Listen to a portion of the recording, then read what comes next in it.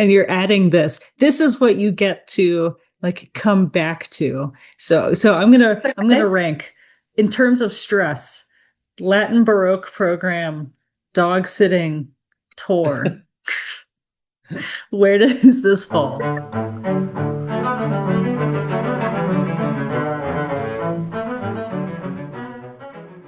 Hi, everyone. Welcome to OSA Backstage. I'm Dani Meyer, and on today's episode, I'm finally doing an introduction because Serena and I are talking with the magnificent Sarah Cranor and Alejandro Gómez Guillén.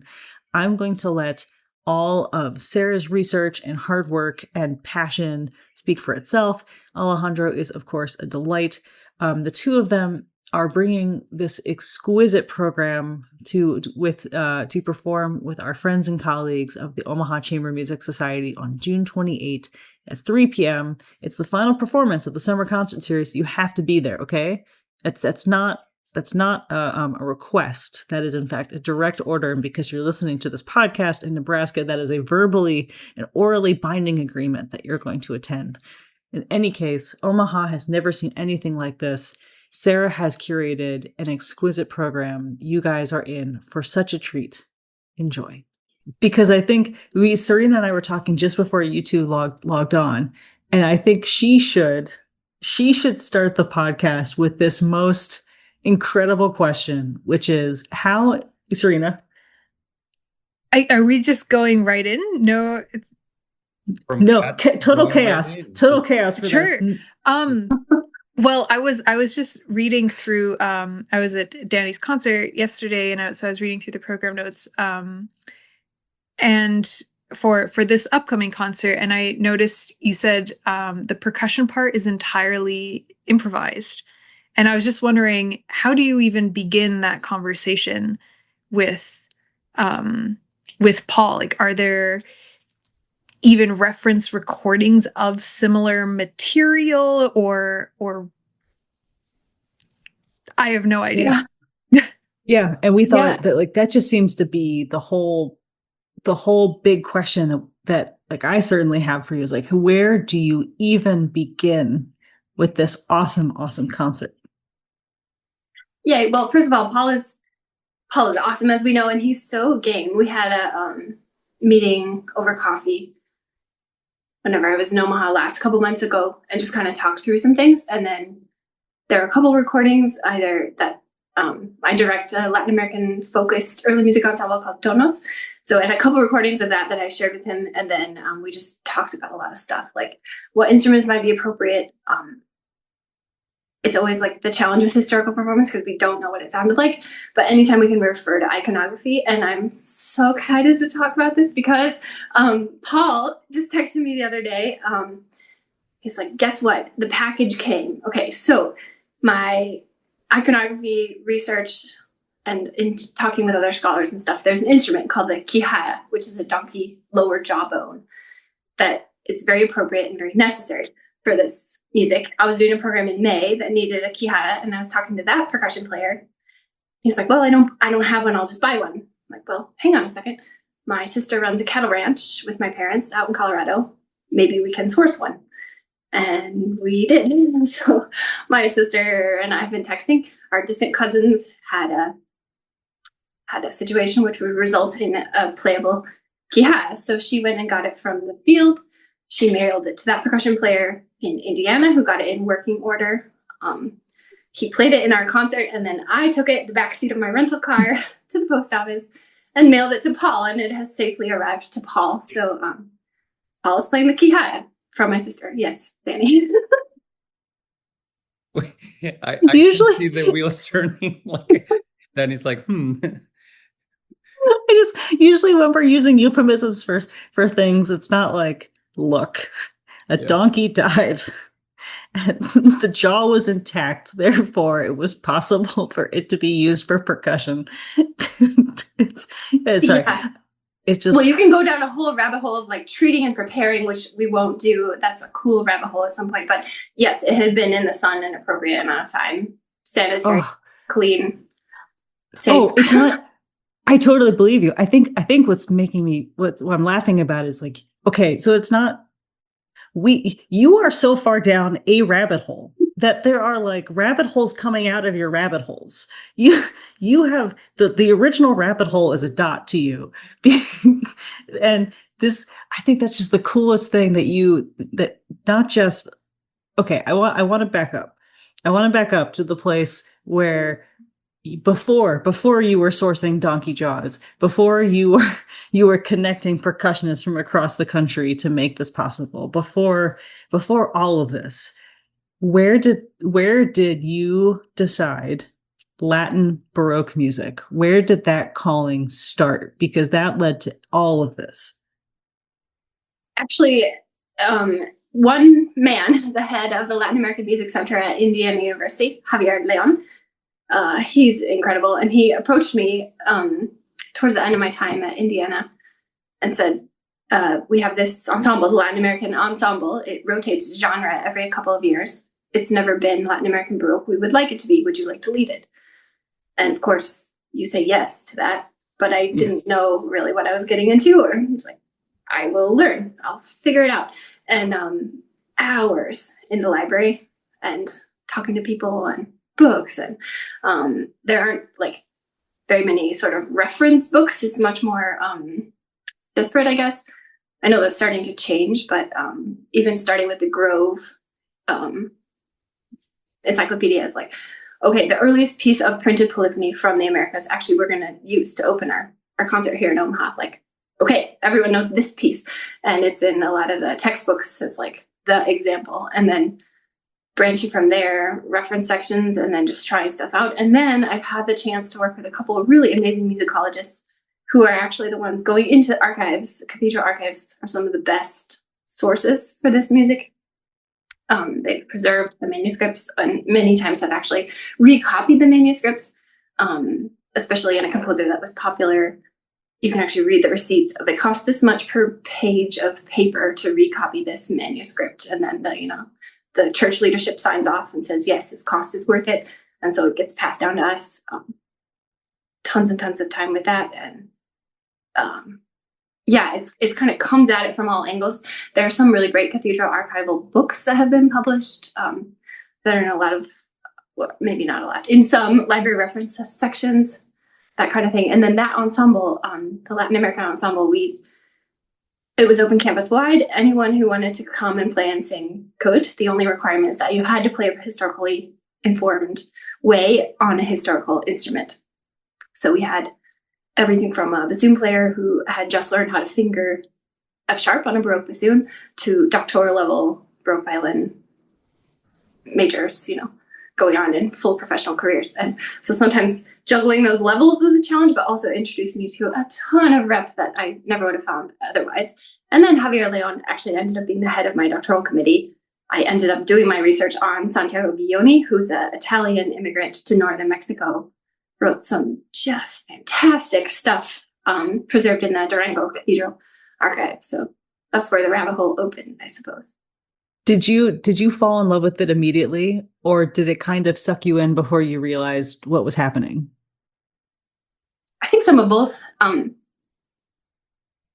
It's a challenge because it's like this label Latin American Baroque, but it's so many things. So some of it was like, oh yes, this immediately feels familiar coming at it as a historically informed violinist.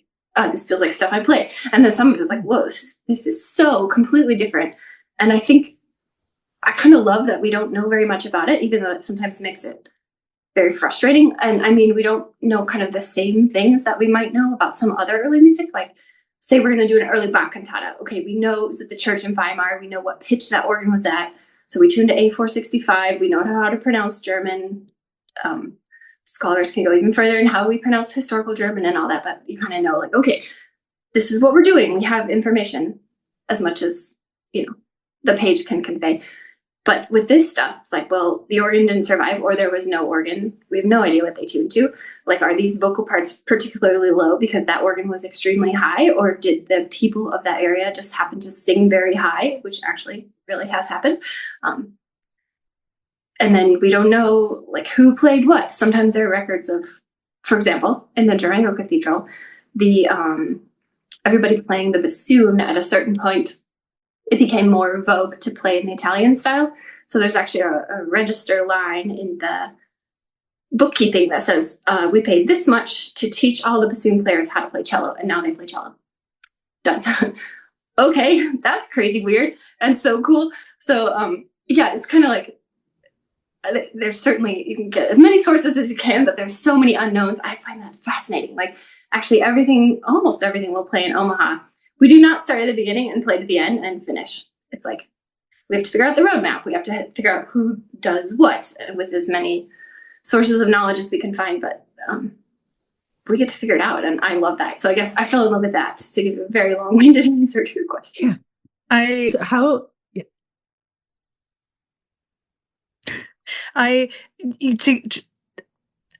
Could you explain a little bit this roadmap? Like, what do you mean by we can't just start at the beginning and stop? Is it just a matter of we don't know how many sections repeat, or there is no kind of conclusive ending point, or is there a lot of improvisation that's kind of a part of it? Mm-hmm. What does that look like?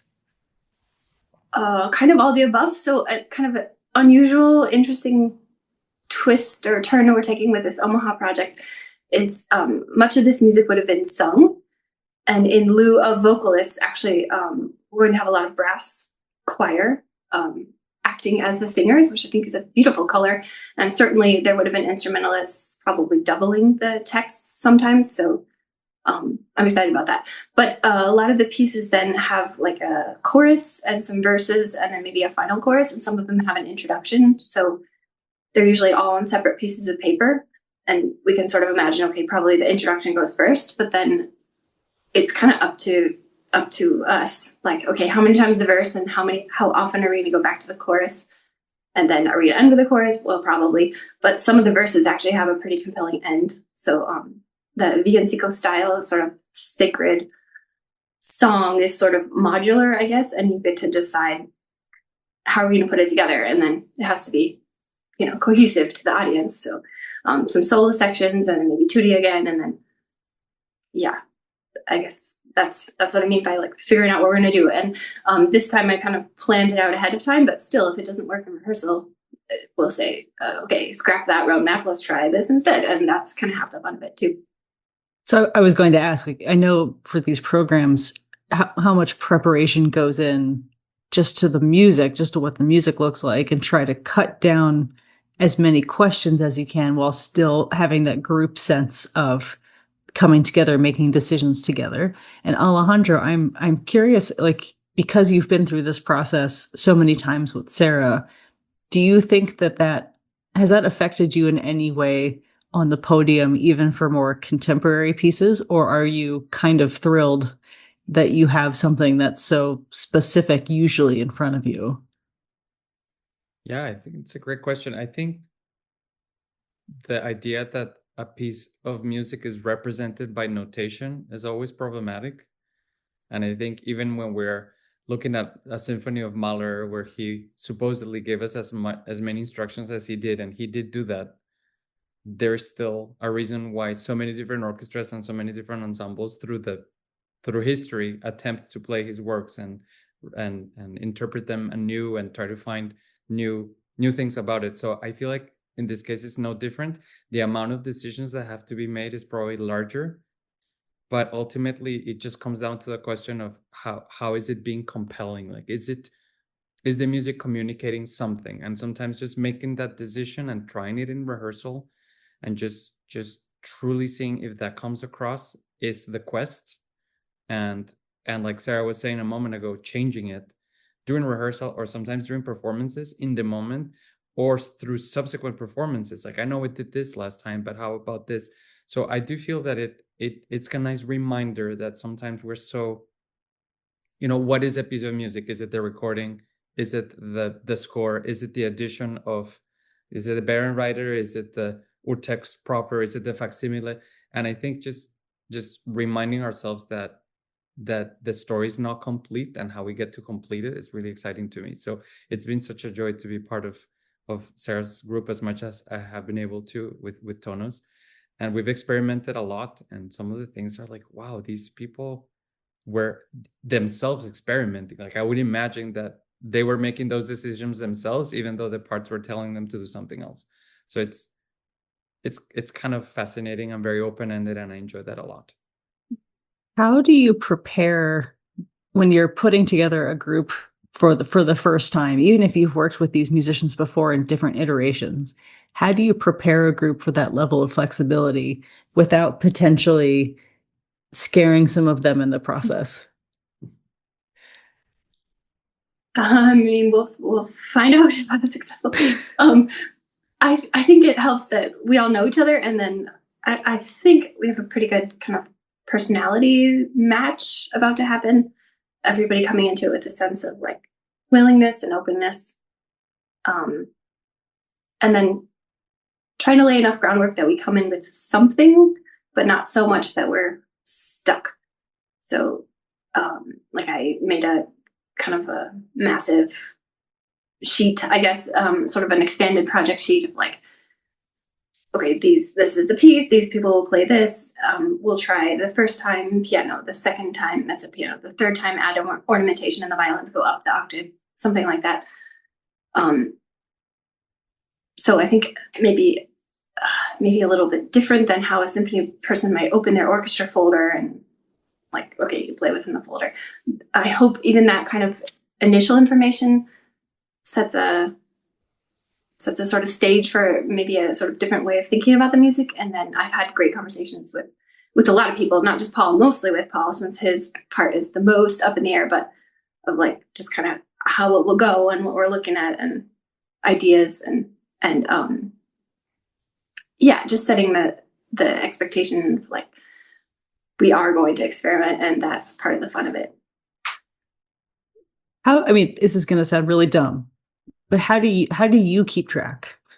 Are you like, how will you keep track of all the decisions that you have to make? Will you be actively writing everything in as you go? Will you have like, even day of the concert, will you have that, even regardless of the flexibility that will be inherent in the performance, will you have that roadmap for yourself on the side as well? It's a lot of music, you guys. And they're all great, kind of very short. And that's another challenge with this program too, is like how to make a concert flow that doesn't feel like, I don't remember the number, but 13, 14 tiny little things, Okay, so there's that. I play up an iPad, which is great because I can actually lay out my pages for the roadmap. I can play everything off the score because I turn the pages with my pedal. And then I use my color pencils to great use.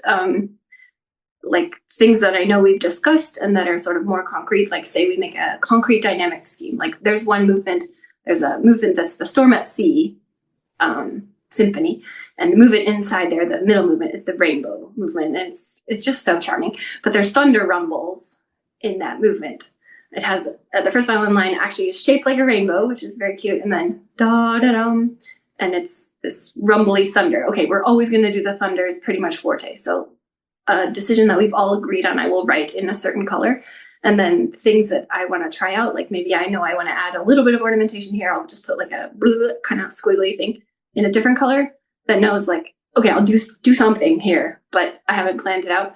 And then the roadmaps, I will put the pages in the correct order. So every time I turn the page, I know I'm playing the correct next thing in theory.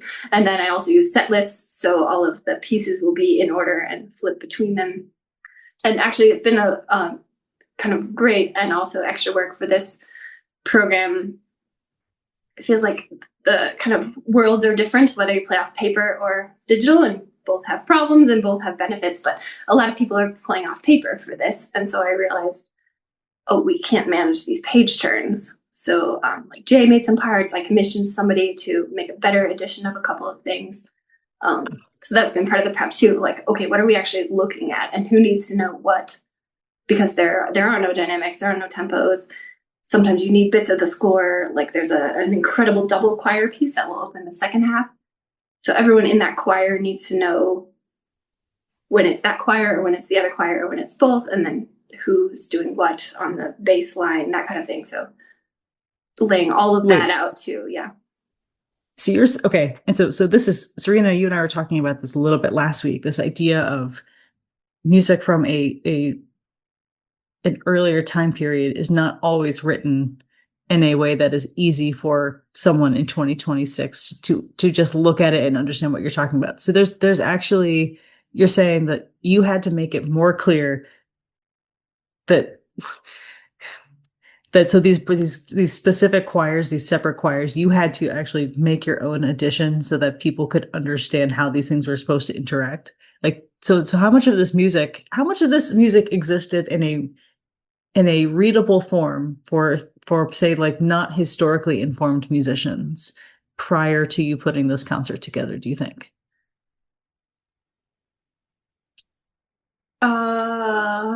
Maybe half and half. Some is really great. Like, some we're taking from the Codex Trujillo del Peru, which is a really amazing treatise.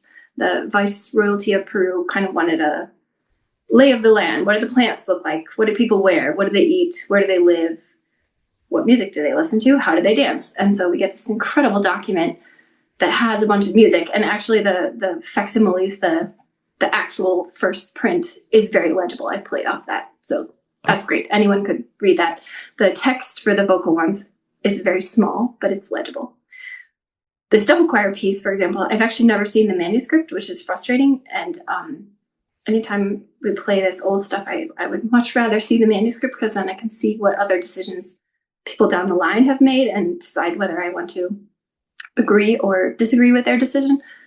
This particular piece, I don't know where the manuscript is, but somebody transcribed it, and they put all of the parts on one stave, and they're just smashed together. So it's like, who's playing what? Who has the flat? Which stem is that? You can't even tell. It's so hard to look at. And so we've deciphered it a few times before, but this time it's like, we're just going to waste so much rehearsal time just trying to figure out what note to play. Let's do it differently. And so actually a great violist arranger who also plays early music, he made a better addition. So now we have this addition that's very legible, and that will help. And so anyone can look at that and at least know what note to play. And then I've put a couple of dynamics just to get us started, and then marks for when, just so they're aware that there's a solo line above that is free, and then when it's sort of more metric, when the whole double choir is sort of moving forward together. So yeah, a big mix. And then, for example, the Zipoli sonata that I will play, we're going to read off the handwriting, the facsimile. It's a little hard to read, but it's really beautiful, and it's legible enough. And sometimes looking at a more modern edition, especially if it's not beautiful typeset, just looks so sterile. I'd rather play off something that looks more artistic. I mean, Alejandro and I both play Bach solo sonatas off Bach's handwriting. It's the same kind of thing. It feels like more alive somehow. Composer font is a very real thing. Totally. Okay. That is so cool. It is an assumption, and it's a big assumption, that we almost always have the original, the manuscript of any piece that's being performed, and then we just there's a trust that the editors have had the composer's best interest at heart when they are copying things down or putting out the next edition. And so is that fairly common, unfortunately, that you're still operating in a field that has not yet uncovered like enough manuscripts, or that you have to rely on things like that, where it's like, this is an edition, but we don't know if we'll ever see the original? I think it's kind of like a divide in preservation, I guess. Like, I'll just do a couple of specific case studies. Like, say we want to play Bach, you go to the online, I'm forgetting the name right now, but the amazing archive of every Bach manuscript ever. Mozart, same thing. You can go in and you can find the facsimile. Some of the stuff we'll play from the missions out in Mojos, in parts of Bolivia. This incredible Polish scholar, Piotr Naurat, transcribed it all before it all completely deteriorated. And he actually puts some pictures of what the manuscripts look like at the beginning of his book. And sometimes like half the page is already deteriorated. And so he'll make up the basso continuo part. And he lived there and still lives there, and worked with the people there who have passed down a lot through oral tradition too. So I would say, even though Peter Naurat editions are Peter Naurat's interpretation, he's probably the best informed person probably in the world to put those down in a format for our, classical Western type players. And And I don't know if the manuscripts are even legible anymore. He did a lot of that work in the 90s, and they were basically all crumbled at that point anyway. By contrast, in Colombia, we're going to do a Salve Regina by Jose Cascante. And we got to go with Alejandro into that archive. I wasn't allowed to touch them, of course, but I got to see the pieces of paper. And actually, Alejandro, if you want to speak to your mom's process with that Cascante. Sure. I mean, just having the opportunity to be in the archive of the Bogota Cathedral, just even entering that room and being in front of that was really, really cool. I mean, just talk about a nerdy moment of it's not even nerdy, but it's just that moment of discovery. Like, wow, these folios, these things have been laying down on these bookshelves have been transferred from place to place and have somehow survived humidity and all these things for, a few hundred years. My mother, who is also a choral conductor, had the opportunity to perform some of the earliest versions of this particular piece, the Salve Regina. And I remember singing and I remember hearing it sung. And then there was also some investigation, some research of one of the local universities, one of the musicologists from one of the local universities, who also was a huge part of printing that and researching and putting down, making their decisions on what these manuscripts were trying to say.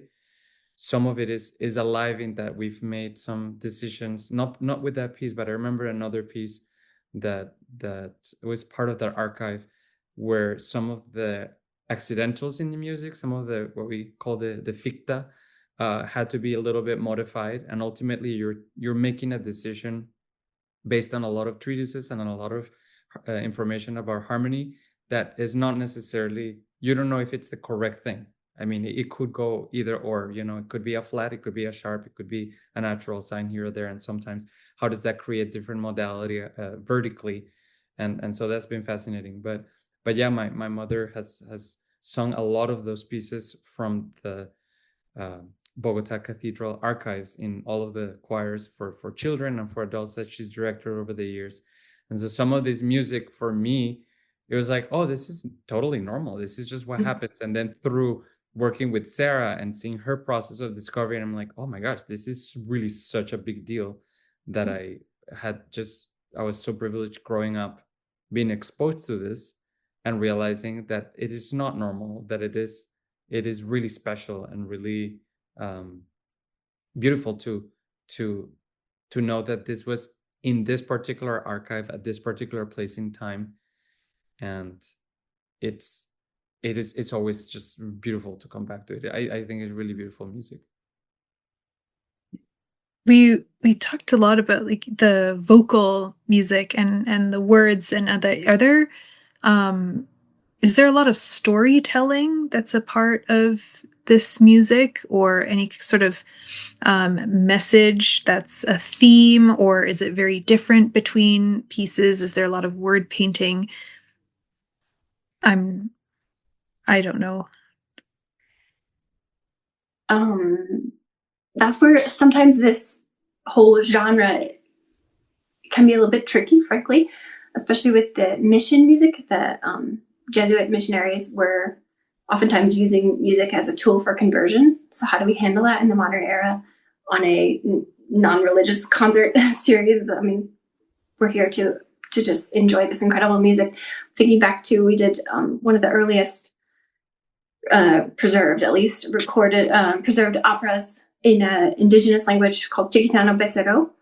And it's very much meant to convert. So the music is fabulous. I think it's worth doing on a secular concert stage just to appreciate music, similar how we might enjoy a Bach B minor mass on a masterwork series without the intention of it being a specific religious experience. I think everyone has a beautiful internal experience, maybe non-denominational, but with this type of conversion music, oftentimes we have to sort of figure out how to present it in a way that's both respectful of how it was and how we're using it, because also want to be cognizant of not just taking all of this music from Latin America and sort of exoticizing it. Like, here's this thing, expect rhythm and fun.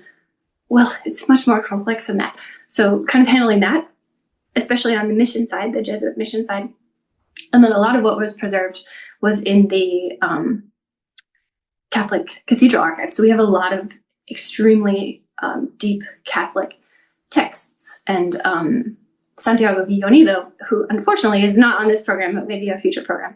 Actually, I did my entire doctoral work centered around how he used the violin, first violin, virtuosic lines to text paint specific moments. For example, the Et Resurrexit moment in one of his masses is some of the most insane violin writing I think I've ever encountered.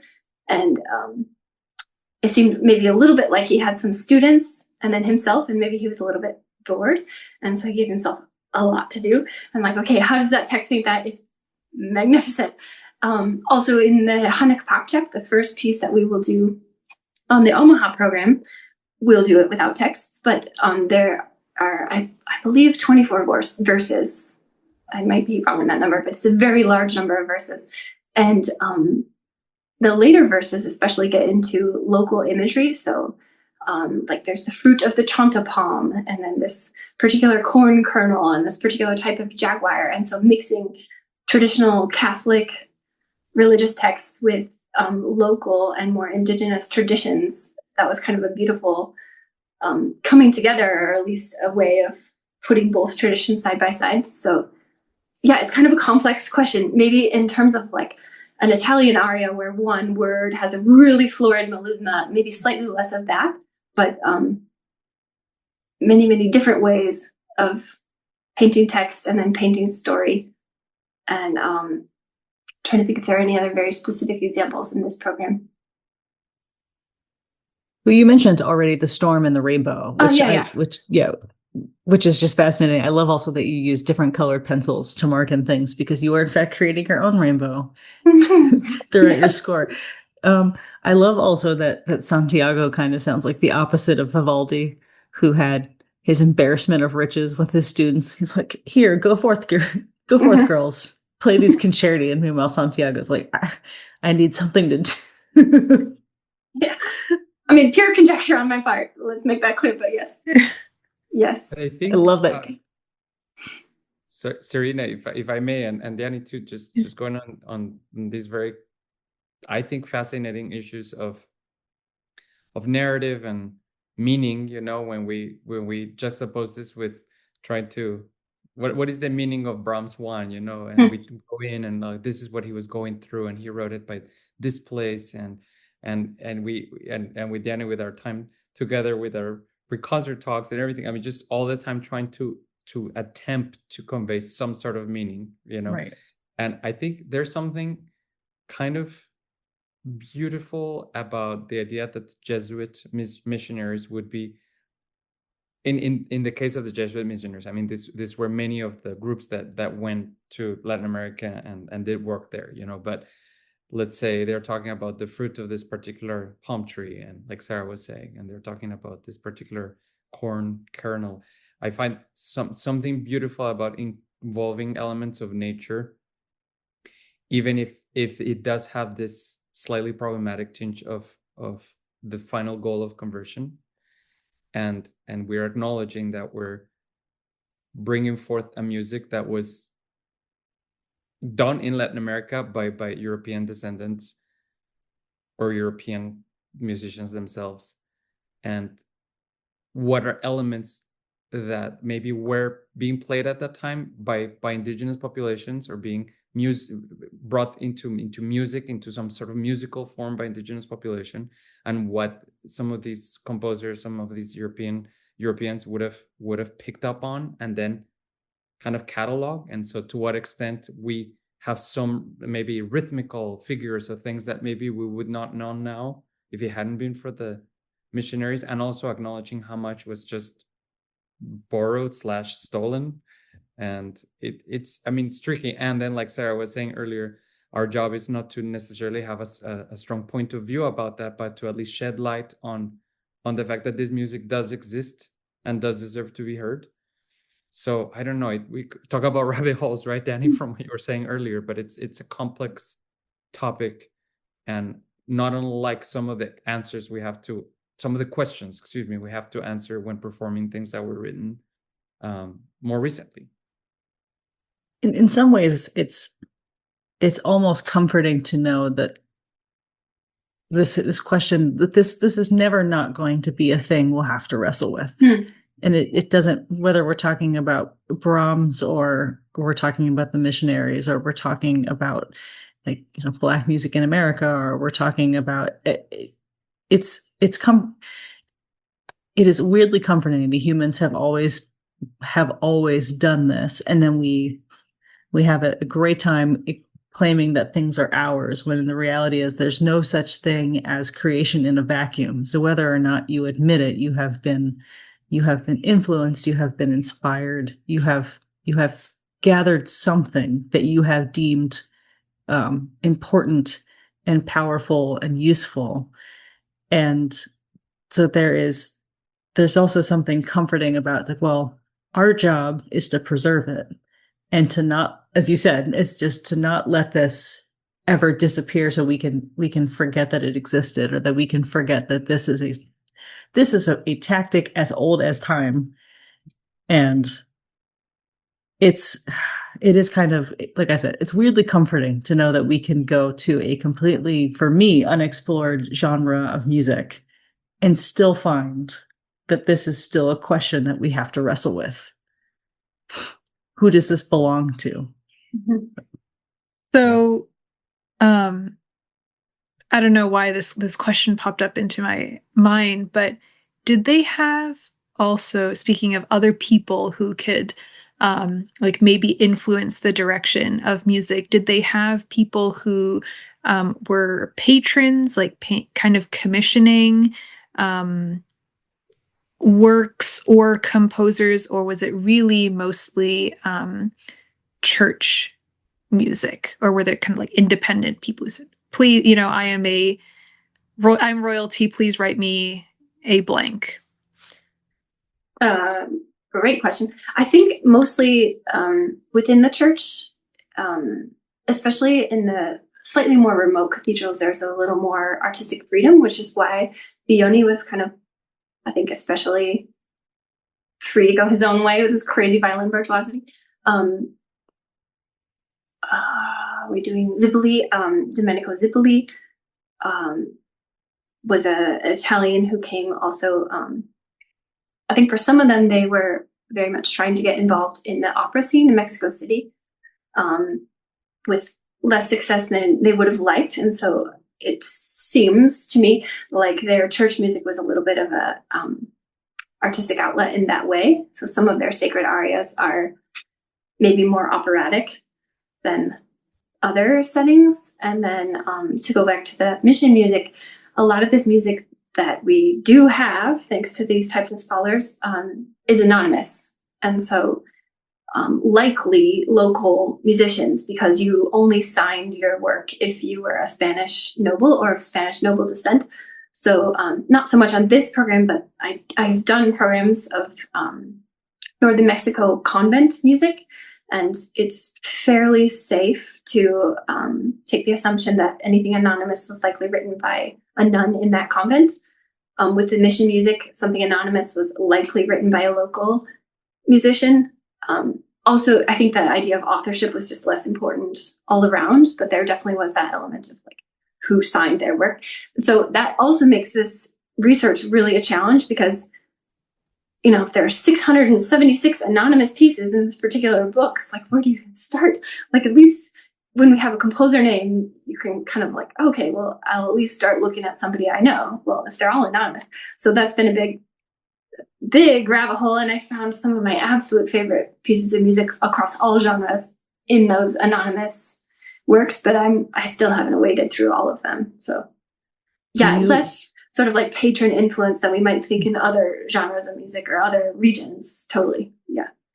Even in those massive volumes of anonymous works, do you find yourself suspecting when you have the potential composer of multiple works? Can you see, this person, the way they treat this line seems very similar to number 13, or do you ever find groups potentially written by one person? Also, hi, Oa. Kitty.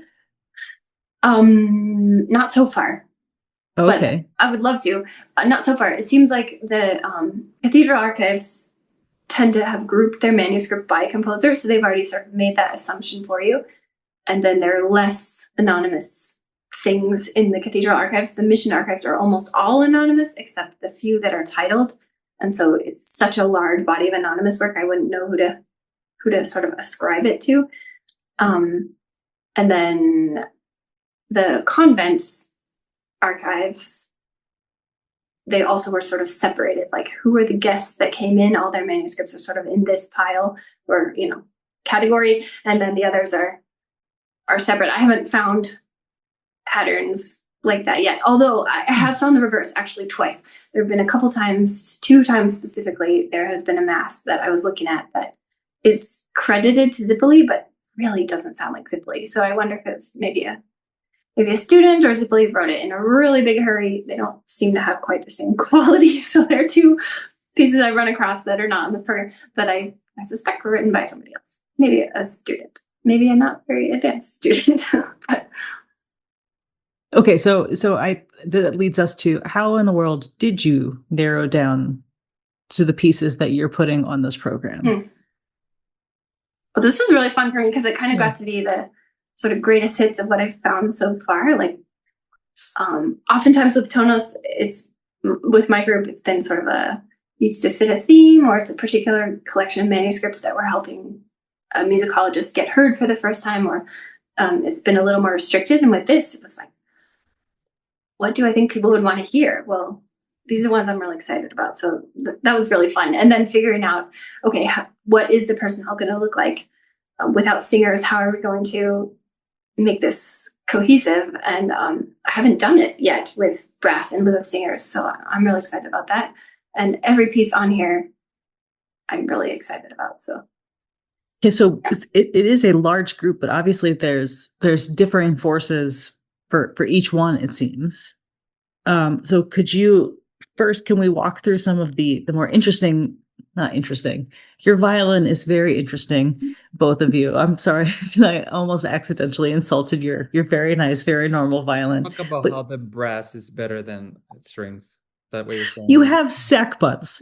You have sack butts. Yeah. And if someone's listening to this podcast for the first time and they're like, what in the world is a sack butt? For baseball fans, Sarah, what in the world is a sack butt? The precursor to the modern trombone. And I would say it doesn't even look all that different. Like a precursor to some of the other instruments looks really different. Yeah. A sack butt looks like a trombone. So, okay, so it's tiny trombones. Pat's going to kill us for this. Yesterday, Pat was playing Orchestra's Greatest Hits on his sack butts. He's ready to go.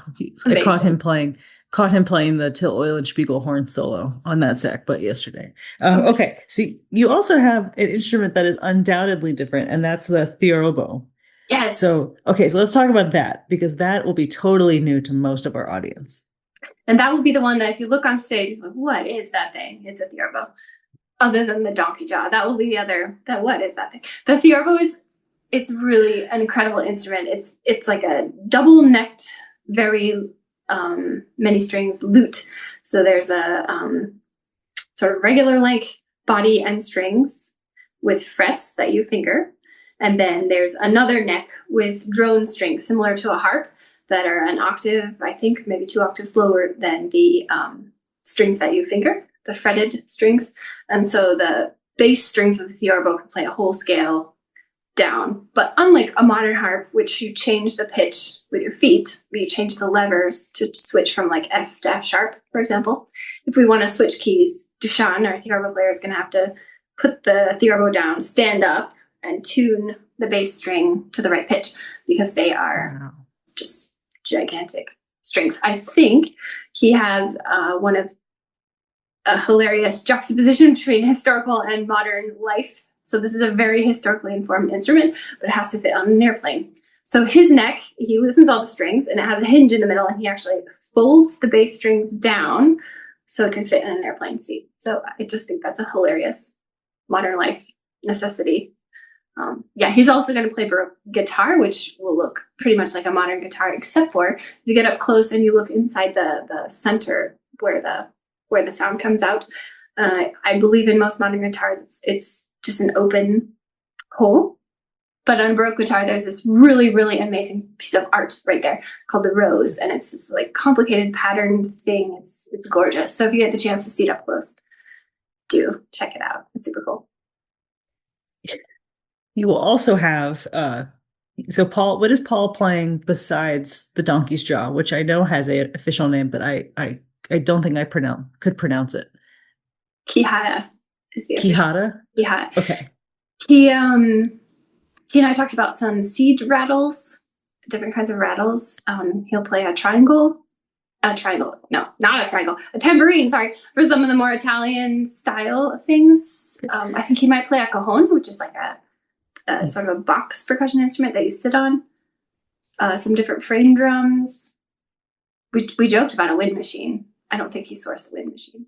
That would be insane. But I believe the symphony has a wind machine that he could probably source if he needed. I think at one point he made a joke about, he only has 2 arms, so so we'll see. But I think that's what we sort of started with, and then I'll be excited to see in rehearsal sort of what Paul came up with out of all of those amazing things. All of those are in the iconography, so we definitely talked about, we know those types of instruments were played.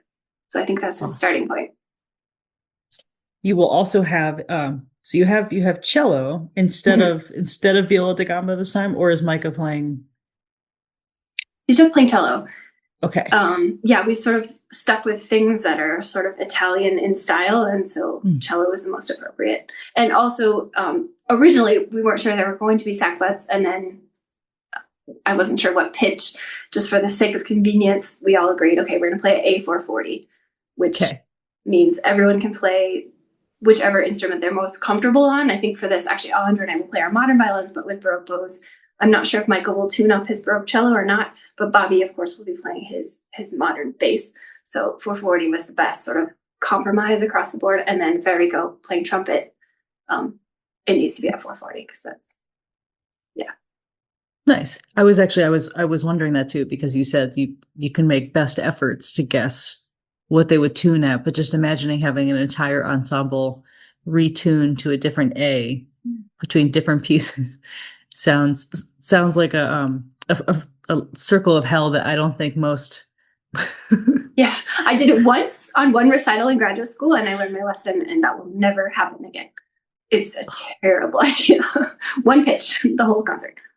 Didn't Francisco Fuyana talk about how he went and played like it was something Baroque, and he didn't realize, I think, until he got there that they were tuning way below 440, and so he just had to, in the first rehearsal, adjust his ears and learn how to deal with it. I feel like that was, am I remembering that correctly? Okay. Something like that. There was some kind of story about, yes, that he had to. Yeah. And he was delighted to do it. I think there's a mental, can one of you talk about why that is not a mental flexibility that everybody has? Why the curse of A440 and then having to play not A440 can be so difficult? I think I'm gonna jump in. I don't know what the answer is, but I do think that there's a kind of a hype, an overhype of so-called perfect pitch and relative pitch, and somehow as perfect pitch being a higher value placed on someone's, I don't know, musicianship or technical prowess or something like that. But performing this music really messes with I think in a really great way what pitch perception is. And over the years that we have done it, I find myself, for example, just being like, oh, okay, this is like 440, but not quite. And so let me just adjust. And as somebody who would maybe formerly pride myself as having perfect pitch, but now I realize that there's not really such thing. You just have a highly developed sense of maybe relative pitch, and you're able to adapt upward or downward. It's been fascinating. I do think in the context of this particular concert, we just had too many other moving parts to also mess with that. and because we didn't know how organs were tuned like we do for Bach, or we didn't know necessarily what a specific regional variation would be, there was no such thing as a pitch standard. So if anything, we're just making that decision, and it makes it one of the exciting things. But I'm not answering your question, Danny. I'm just sort of thinking like we've oversold the idea of all this bureau of standards of pitches that at the end of the day, I mean, let's agree on one and let's tune to that one, and let's create just or relative or equal temperament, and not to mention all the possibilities for temperaments and modes. And so I'm excited about that with the brass ensemble in this case, because I know that we're going to come to moments where we literally have to be like, hey, can you just play that note just a little higher? And it's not, we're not doing it with a tuner. We're just like feeling it in the moment. And I think that'll be exciting just to see. And there are moments where there are little clashes, and those are also satisfactory in their own way. And I think that's okay to embrace that. In a world where orchestras have official pitches, like the official pitch of the Omaha Symphony is A440, like it's yes. I think also it's like if you grow up playing piano, it's just like, oh, here is this thing that someone comes and tunes for me, and that is the extent of my responsibility when it comes to intonation. And then you play anything else that does not have fixed intonation, and pianists learn to tune their pianos, actually, I think, once they show an aptitude for the instruments. Like once you get to that point, it's like, oh, no, adjustment is happening all the time. And the big thing about the tuning A is just that you have to find that center that everybody agrees on, and then you have to adjust from there. But it's almost like rules of engagement. We have agreed on this, and then everything else can be flexible around it. But yeah, that's why go ahead. I'll just add that since we are using organ, the organ will be tuned at a particular temperament, meaning like how do we adjust tiny bits within the octave, and then Dushan will tune his bass notes to the organ. And then Bobby, Micah, Dushan, and the organ as a team, like they'll be in tune in terms of that temperament. But sometimes we might decide like, oh, that makes that particular chord too wonky, too out of tune feeling. So maybe the organ will leave certain notes out, and then the rest of us will be more in tune on top of that. And that'll be another type of decision we have to make in rehearsal. And then ultimately, it probably won't happen because I can't tell. The organ will be moved and tuned and everything, but like we know from historical documents and also modern performances of early music on historically informed instruments, like you might get to the concert and the organ's pitch might have sank. Well, this is the A. So today we are in organ tuning, whatever it is, and we just adjust. And of course, those of us with strings have a slightly easier time, but we have fabulous wind players, so they will adjust. We'll just be at organ pitch, no matter what the organ pitch is. There's a comfort knowing you have to be inflexible when you're dealing with the inflexible.